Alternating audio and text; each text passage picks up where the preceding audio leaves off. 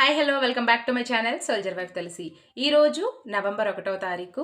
ముందుగా ఆంధ్రరాష్ట్ర ప్రజలందరికీ గుర్తొచ్చేది ఆంధ్రప్రదేశ్ రాష్ట్ర ఆవిర్భావ దినోత్సవం. అయితే మనకి ప్రత్యేక తెలుగు రాష్ట్రం రావడానికి గల ముఖ్య కారణం మూలస్తంభమైన శ్రీ అమరజీవి పొట్టి శ్రీరాములు గారికి మనం ఎప్పుడూ రుణపడి ఉండాలి. అలాగే కృతజ్ఞత తెలియజేస్తూ ఉండాలి.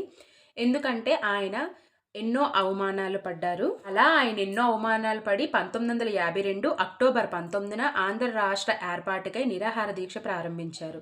అలా ప్రారంభించిన ఆయన ఎన్ని రోజులు గడిచినా ప్రభుత్వం స్పందించలేక చివరిగా 58 రోజుల తర్వాత డిసెంబర్ 8వ తారీఖున తుదిశ్వాస విడిచి అమరులయ్యారు. అలా అమరులైన తర్వాత ఆయన త్యాగానికి గుర్తించి 1953లో మనకు ప్రత్యేక తెలుగు రాష్ట్రాన్ని అందించారు. అలాగే ఇదే రోజున నవంబర్ 1వ తారీఖు ఆంధ్రప్రదేశ్ తెలుగు రాష్ట్రం ఏర్పడడంతో పాటు కర్ణాటక, కేరళ, మధ్యప్రదేశ్, పంజాబ్ రాష్ట్రాలు కూడా ఏర్పడ్డాయి.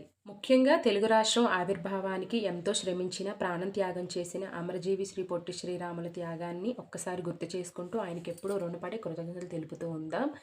అలాగే మన తెలుగు భాషకి ముందుగా ప్రాధాన్యత ఇద్దాం. ఎన్ని భాషలు నేర్చుకున్నా మన తెలుగు భాష మధురమైనది. గుర్తుంచుకోండి. తెలుగు భాషను నేర్పించండి, నేర్చుకోండి. మన భవిష్యత్తులో ఉన్న వాళ్ళకు కూడా తెలుగుని అందిద్దాం. జై తెలుగు తల్లి, జై పొట్టి శ్రీరాములు గారు, జై జవాన్, జై కిసాన్. Bye guys.